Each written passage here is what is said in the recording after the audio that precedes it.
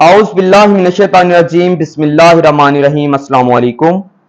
All the lectures will be delivered from recommended books, and all the lectures of Islamic study for CSS, PMS and PPSC will be delivered by Miss Arisha Tahseen, who is silver medalist Sargodha University from 2019 to 2021. السلام علیکم. Lectures کی دنیا میں آپ کو خوش آمدید. آج سے ہم اپنا اسلامیات کا نیا کورس سٹارٹ کر رہے ہیں.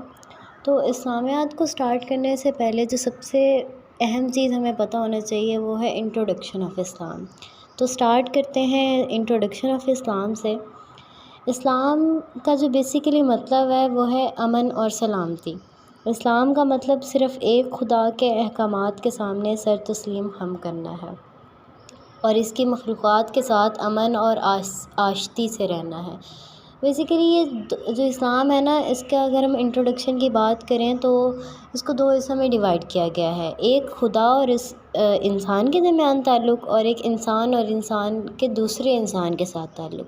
اگر ہم اللہ تعالیٰ اور انسان کے درمیان تعلق کی بات کریں نا، تو اس کا مطلب ہے کہ اللہ تعالیٰ کی جو احکامات ہیں ان پر ہمیں آمین کہنا ہے، مطلب اپنا سر تسلیم خم کرنا ہے. اور اگر ہم انسان اور انسان کے درمیان تعلق کی بات کریں تو اس کا مطلب امن ہے کہ ہم آپس میں لڑائی جھگڑا نہ کریں، اپنے معاملات اچھے رکھیں، دوسروں کے ساتھ پیار محبت سے پیش آئیں. اللہ تعالیٰ کی سچی محبت اور اطاعت اس کی مخلوقات کے درمیان امن اور ہم آہنگی کی ضمانت ہے. اس کا حقیقی مفہوم اس کی مخلوقات کے ساتھ ہمدردی اور شفقت سے پیش آنا ہے. جیسے کہ اللہ تعالیٰ کے جو ہم 99 نیمز پڑھتے ہیں، اس میں بھی ایک نیم السلام ہے، جس کا مطلب ہے کہ اس کی ذات ہر قسم کی امن اور سلامتی کا ذریعہ ہے. امن کو کائنات کے ہر پہلو میں، خاص طور پر اسلامی معاشرے میں پھیلانے کا نام اسلام ہے. اسی لیے تو اسلام کو امن کا دین بھی کہا جاتا ہے. اگر ہم اس کے لٹرل میننگ کی بات کریں تو ہم کہتے ہیں کہ جو اسلام ہے وہ عربی زبان کے لفظ سے اخذ کیا گیا ہے سلم. سلم جو ہے اس کا معنی بھی پھر وہی ہے سر تسلیم خم کرنا، اطاعت کرنا، اپنی مرضی کو اللہ تعالیٰ کی مرضی کے تابع کر دینا اور اپنی مرضی کو اللہ کی مرضی کے لیے قربان کر دینا، یعنی اپنا مقصد اللہ کے سپرد کر دینا. السلم کا مطلب ہے اس نے خود کو اللہ کی مرضی کے تابع کر دیا، یعنی اس نے قبول اسلام کیا. جب بھی کوئی انسان جو نان مسلم ہے وہ اسلام کے دائرہ کار میں جب داخل ہوتا ہے تو وہ کہتا ہے السلم، یعنی میں نے اسلام قبول کیا، میں نے اپنی مرضی کو اللہ تعالیٰ کے سپرد کر دیا. اب جو میری زندگی ہے وہ اللہ تعالیٰ کے احکامات کے مطابق گزرے گی اور میں اس کو بجا لاؤں گا. دوسرے اگر ہم پوشیدہ معنی کی بات کریں تو ایک دوسرے کے ساتھ ہم آہنگی کے ساتھ رہنا یا امن کے ساتھ رہنا اور امن قائم کرنا بھی اسلام کے دائرہ کار میں آتا ہے، کیونکہ السلم ایک افقی معنی ہو گئے اور دوسرے جو ہیں وہ اس کے پوشیدہ معنی ہے جو امن قائم کرنا ہے.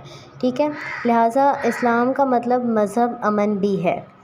اب دو جو اسلامک اسکالرز ہیں ان کی یہاں پہ کچھ کتابیں ہیں، ان میں کیا بتایا گیا اسلام کے بارے میں کہ امام راغب الاصفہانی اپنی کتاب المفردات فی غرائب القرآن میں کہتے ہیں کہ قانون کی نظر میں اسلام سے مراد دو چیزیں ہیں.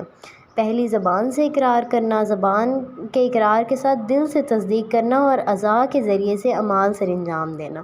یعنی یہ نہیں کہ آپ صرف زبان سے کہہ رہے ہیں کہ میں مسلمان ہوں تو آپ جو ہے اسلام کے آپ سارے حقوق ادا کریں، ایسی بات نہیں ہے.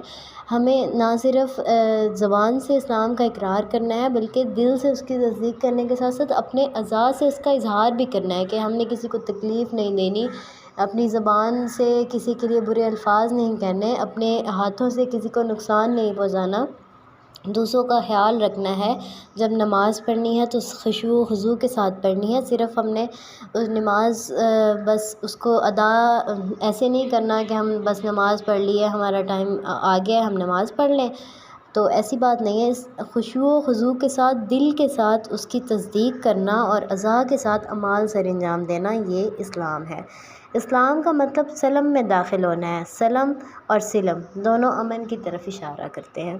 بیسیکلی جو چیزیں اب تک ساری بتائی گئی ہیں نا وہ یہی اسی طرف اشارہ کرتی ہیں کہ اسلام جو ہے امن اور سلامتی کا دین ہے. سید امیر علی اپنی شاندار کتاب اسلام کی روح the spirit of Islam, it's a very good book for beginners to study the basics of Islam. اس بک میں اسلام کی اس طرح تعریف کرتے ہیں: ابتدائی مفہوم کے مطابق اسلام کا مطلب امن سے رہنا، آرام کرنا، اپنی ذمہ داری ادا کرنا، مکمل ہم آہنگی کے ساتھ رہنا ہے، جبکہ ثانوی مفہوم کے مطابق کسی طرف سے عنایت کردہ امن کے تابع ہونا۔ اب یہ کسی طرف سے عنایت کردہ امن کون سا ہے؟ جو اللہ تعالیٰ نے ہمیں امن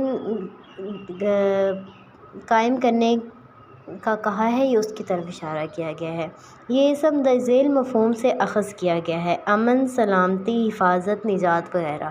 عام خیال کے برعکس اس کا مطلب تسلیم سے زیادہ پرہیزگاری کی کوشش کرنا ہے کہ آپ کتنے پرہیزگار ہیں، تقویٰ آپ کے اندر کتنا ہے، کیونکہ ہم سب انسان برابر ہیں۔ اپنے حضور صلی اللہ علیہ وسلم نے اپنے آخری خطبہ حجۃ الوداع میں بھی یہی چیز فرمائی تھی کہ تم میں سے بہتر وہی ہے جو تقویٰ کے لحاظ سے بہتر ہے، ورنہ سب انسان آپس میں برابر ہیں۔ اگر ہم کنونشنل میننگ آف اسلام کی بات کریں تو پھر وہی بات ہے کہ اسلام عربی زبان کا ایک لفظ ہے جو اطاعت اور سر تسلیم ہم کرنے کو ظاہر کرتا ہے۔ ایک مذہب کی حیثیت سے اسلام کا مطلب اللہ کی اطاعت اور فرمانبرداری ہے، جبکہ دوسرا اس کا جو ادبی مطلب ہے وہ امن ہے۔ اس کا مطلب ہے کہ ایک شخص اللہ کی اطاعت اور اس کی فرمانبرداری کے ذریعے سے مکمل ذہنی اور جسمانی آسودگی حاصل کر سکتا ہے۔ اب یہاں پہ ایک بات سمجھنے کی کوشش کرنی ہے کہ ذہنی اور جسمانی آسودگی، جیسے کہ اللہ تعالیٰ نے قرآن میں بھی فرمایا ہے کہ جو دلوں کا سکون ہے وہ اللہ تعالیٰ کی ذکر میں ہے۔ تو اگر جب ہم اللہ تعالیٰ کی عبادت کرتے ہیں تو نہ صرف ایک فزیکل ایکسرسائز ہے یہ ہمارے لیے، جسمانی آسودگی کے ساتھ ساتھ یہ ہمارے ذہن اور دل کو بھی مطمئن کرتا ہے۔ اس لیے کہا گیا ہے کہ اسلام ذہنی اور جسمانی آسودگی حاصل کرنے کا ذریعہ ہے۔ زندگی کا بھی اطاعت پر مبنی راستہ فرد اور معاشرے کے لوگوں کی زندگی میں ہم آہنگی، استحکام اور ذہنی سکون پیدا کرنے کے لیے پوری دنیا کے لوگوں کے اندر حقیقی امن قائم کرنے کا ذریعہ ہے۔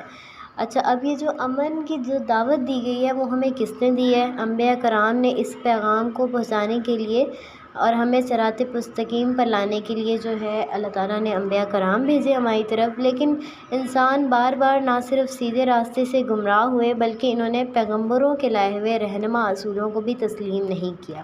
بہت سارے پیغمبر آئے جنہوں نے اسلام کی دعوت دی، بہت سارے قومیں اور قبیلے گزرے ہیں جنہوں نے کچھ نے دعوت کو تسلیم کیا، کچھ نے انکار کیا، تو پھر ان کو اللہ تعالیٰ کی طرف سے عذاب بھی نازل ہوا۔ تو سب سے آخر میں جو نبی آئے وہ حضرت محمد صلی اللہ علیہ وآلہ وسلم تھے۔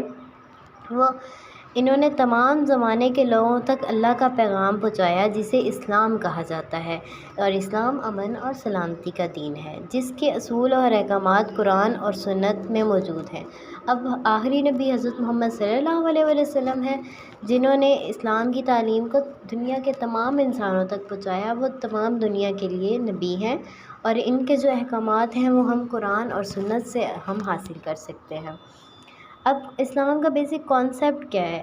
صرف اسلام جو ہے نہ صرف عقائد، اطاعت اور فرمانبرداری کی طرف اشارہ کرتا ہے بلکہ عبادت کا طریقہ، ثقافت، سماجیات، قوانین، بین الاقوامی معاملات، اجتماعی امور کے لیے قوانین کو وضع بھی کرتا ہے۔ جیسے اب بہت زیادہ مسکنسیپشن ہے کہ اسلام تو صرف عبادات کی دعوت دیتا ہے اور ہم 5 وقت نماز پڑھیں اور زکوٰۃ ادا کریں، تو ایسی بات نہیں ہے۔ اسلام ایک پورا کوڈ آف لائف ہے کہ ہمیں بتاتا ہے کہ ہم نے زندگی کس طرح گزارنی ہے، ہم نے آس پاس کے لوگوں کے ساتھ کس طرح رہنا ہے، ان سے کس طرح بات کرنی ہے، کن لوگوں کے ساتھ انٹریکشن رکھنا ہے، کن کے ساتھ آپ کو انٹریکشن کم رکھنا ہے، کس طرح آپ نے اپنے زندگی کے باقی معاملات جیسے سیاسی معاملات ہیں، اپنے حکومت کس طرح چلانی ہے، سود کا کیا حکم ہے، باقی زکوٰۃ کا کیا حکم ہے، کن لوگوں کو زکوٰۃ دینی چاہیے، بین الاقوامی معاملات، بلکہ ہر انسان کی انڈیویجول معاملات سے لے کر اس کے جو باقی دنیا کے ساتھ معاملات ہیں، ہر ایک معاملے کو اسلام نے ایکسپلین کیا ہے قرآن اور سنت کے ذریعے۔ اللہ تعالیٰ کے احکامات کی پاسداری امن اور ہم آہنگی کی ضمانت ہے۔ یہ احکامات فرد کو ایک طرح سے اپنے ساتھیوں کے ساتھ مل کر معاشرے میں امن قائم کرنے کے قابل بناتے ہیں۔ دیکھیں، جب ایک انسان خود اپنے آپ کو اسلام کے مطابق ڈھالے گا اور باقی سارے معاشرے کو بھی اسی کے اکارڈنگ ڈیل کرے گا جو اسے قرآن اور سنت بتاتا ہے، تو ظاہری بات ہے کہ ایک اسلامی ریاست و اسلامی معاشرہ ہم قائم کر سکتے ہیں۔ تو اب یہاں پہ یہ ہمیں بتایا گیا ہے کہ یہ اطاعت فرد کی شخصی آزادی کو سلب نہیں کرتی، کہ اسلام آپ کو باؤنڈ نہیں کرتا کہ آپ جو ہے وہ دنیا کے معاملات کو ڈیل نہیں کر سکتے، بلکہ ہمیں وہ طریقے بتاتا ہے جس سے ہم اپنی آزادی انڈیویجویلٹی کے اندر رہتے ہوئے اپنی زندگی کے باقی معاملات کو بھی ڈیل کر سکتے ہیں۔ یہ اطاعت ایک شخص کی ذہنیت کو توہم پرستی سے آزاد کر کے سچائی اور مابعد الطبیعیات حقیقتوں سے بھی آشنا کرتی ہے۔ تصور اسلام کی بنیاد اس بات پر قائم ہے کہ پوری کائنات کا خالق اللہ ہے۔ اللہ نے انسان کو اس کائنات میں دیانت داری اور امتحان کے ساتھ زندگی گزارنے کے لیے مخصوص مدت سے نوازا ہے، جس کے لیے ایک قانون بھی عطا کیا ہے اور اس قانون کی پاسداری کرنے اور نہ کرنے میں آزادی بھی دی ہے۔ دیکھیں، اللہ تعالیٰ نے ایک کوڈ آف لائف ہمیں بتا دیا ہے اور ہمیں آزادی بھی دی ہے کہ آپ یہ کوڈ آف لائف فالو کرنا چاہتے ہو یا نہیں چاہتے، کیونکہ ہم اشرف المخلوقات ہیں، اللہ تعالیٰ نے ہمیں عقل سمجھ سے نوازا ہے، تو یہ ہم پہ ہے کہ ہم اپنی زندگی کو کس طرح گزارتے ہیں۔ کیا ہم جاہل رہنا چاہتے ہیں ساری زندگی کہ ہمیں پتہ ہی نہ ہو کہ ہمارا خالق کون ہے، ہمیں کس نے بنایا ہے، ہم نے زندگی کس طرح گزارنی ہے، یا ہم ایک اچھی زندگی گزارنا چاہتے ہیں جو اللہ تعالیٰ کے قوانین کے مطابق ہو؟ تو اس کے لیے قرآنی آیات بھی ہے جس کا ترجمہ کچھ یوں ہے: جو چاہے ایمان لے آئے اور جو چاہے کفر اختیار کرے۔ اسلام انسانیت کی ہدایت کے لیے نازل کیا گیا ہے۔ انسانی زندگی کے مکمل رہنمائی کے لیے انسان کو دو عناصر کی ضرورت ہوتی ہے۔ ظاہری بات ہے کہ ہم انسان ہیں، ہمیں رہنے کے لیے مادی وسائل جیسے ہوا، پانی، کھانا پینا، ان سب چیزوں کی بھی ضرورت ہے، اور اجتماعی زندگی کے لیے ہمیں کچھ اصول و ضوابط بھی چاہیے۔ تو اب یہ دونوں چیزیں اللہ تعالیٰ نے ہمیں دی ہوئی ہیں۔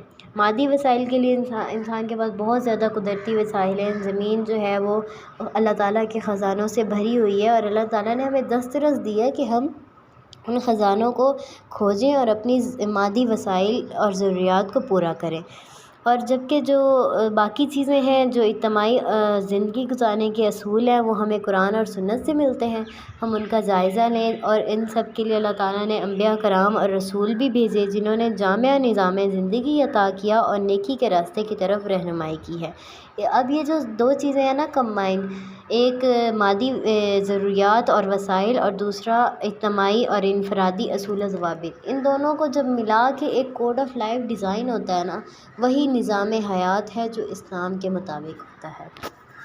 تصور اسلام کی بنیادی یا حقیقی روح صرف ذاتی زندگی میں اصول پر عمل کرنا نہیں ہے، بلکہ قرآن و سنت کے احکامات کی روشنی میں سیاسی، سماجی، بلکہ باقی تمام میدان میں مکمل طور پر عمل درآمد کرنے کا نام ہے۔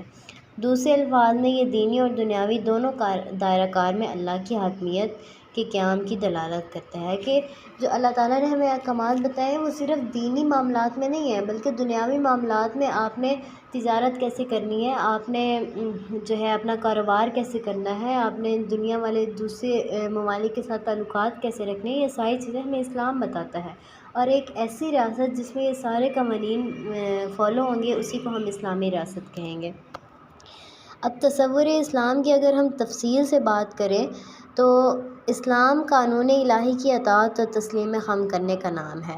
سید امیر علیہ اسلام کی وضاحت اس طرح کرتے ہیں کہ اسلام کے اخلاقی اصولوں کا خلاصہ قرآن مجید کی دوسری صورت میں اس طرح بیان کیا گیا ہے، جس کا کچھ ترجمہ یوں ہے: یہ وہ کتاب ہے جس میں کوئی بھی شک نہیں، پرہیزگاروں کے لیے ہدایت ہے جو بن دیکھے ایمان لاتے ہیں اور نماز قائم کرتے ہیں، اور جو کچھ ہم نے انہیں دیا ہے اس میں خرچ کرتے ہیں، جو ایمان لاتے ہیں اس پر جو اتارا گیا آپ پر اور آخرت پر بھی یقین رکھتے ہیں، وہی لوگ اپنے رب کے راستہ پر ہیں اور وہی نجات پانے والے ہیں۔